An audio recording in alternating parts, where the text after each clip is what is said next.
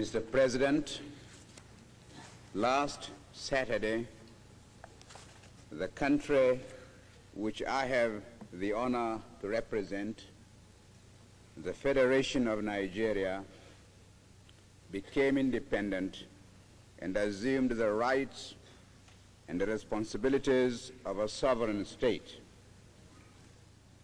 Today, Nigeria has been admitted into the United Nations organization and assumes still more responsibilities.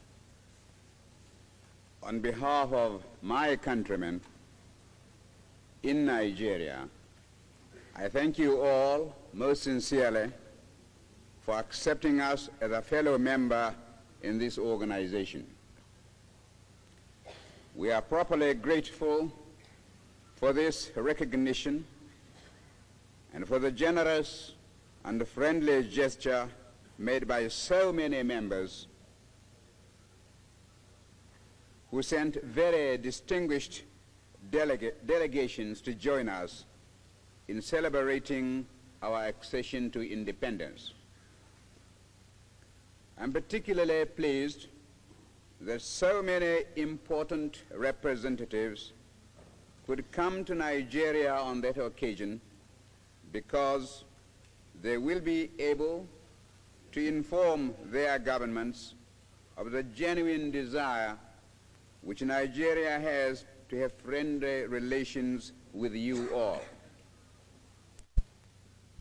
First, it is a desire of Nigeria, as I have said already, to remain on friendly terms with all nations and to participate actively in the work of the United Nations organization. Secondly, Nigeria, a large and populous country of over 35 million, has absolutely no territorial or expansionist intentions. Thirdly, we shall not forget our old friends, and we are proud to have been accepted as a member of the British Commonwealth. But nevertheless, we do not intend to align ourselves as a matter of routine with any of the power blocs. We are committed to uphold the principles upon which the United Nations organization is founded. Fourthly, Nigeria hopes to work with other African states for the progress of Africa and to assist in bringing all African territories to a state of responsible independence. The recent tragic events in the Congo Republic must be uppermost in all our minds, and it is about that country which I wish to speak to you first. I frankly admit, Mr. President, that there are many features of this seemingly intractable problem which remain obscure to me. I am in some doubt as to the exact manner in which the Constitution granting independence to that country was drawn up by the colonial power which formerly administered the territory, and as to the degree of consultation which there was with the Congolese peoples themselves, and at what level that consultation was carried out. I do not know how widely the provisions of the new constitution were known in that country, or whether there is any pattern of administration going up from the village to the provincial and to the national level. Many other questions present themselves which require to be answered if we are to find a solution to the present problems. For instance, Mr. President, was the new constitution imposed from above or freely accepted by the Congolese? And what are the human resources in the country? and what sort of government machinery is available to execute whatever policies may be designed upon by the Congolese government. Nevertheless, with the information which is available to us, we in Nigeria feel that there are several important factors to be constantly borne in mind in dealing with the problem.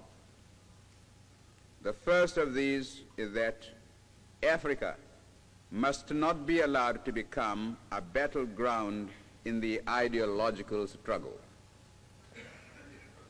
For this reason, the Congo situation must be a matter to be dealt with primarily by African states at the political level.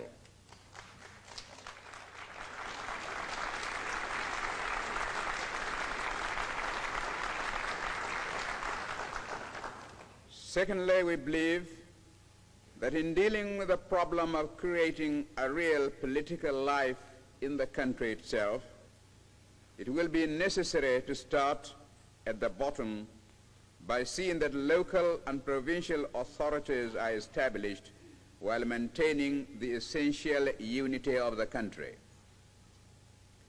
We also believe that the Congolese people were right to appeal to the United Nations organization for help and advice in rebuilding their country rather than to turn to any individual power. Until achieving our own independence, we have hesitated to add our voice to the general discussion about the Congo, lest we should merely add to the confusion.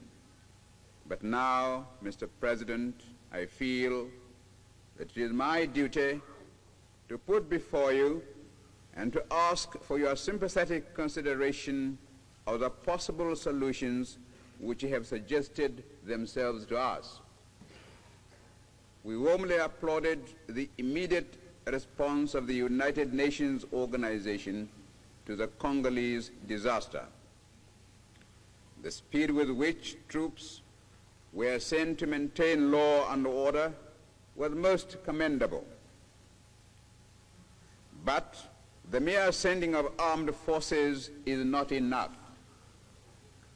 I consider it essential that the United Nations organization should thoroughly investigate the root causes of the troubles which have arisen there, and I suggest the appointment of a fact-finding commission to look into the circumstances which caused the present crisis.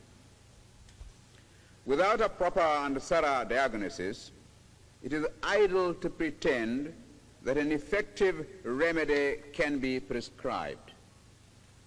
And here I would say that, to my mind, it is most important that none of the great powers should be represented on the fact-finding commission, because however honest are their intentions, it would be inevitable that they would be regarded as having a particular interest in the problem. The first essential is to find a government capable of governing, and for this it will probably be necessary to hold new elections in the Congo Republic. When these had been held, there will be some properly authorized leaders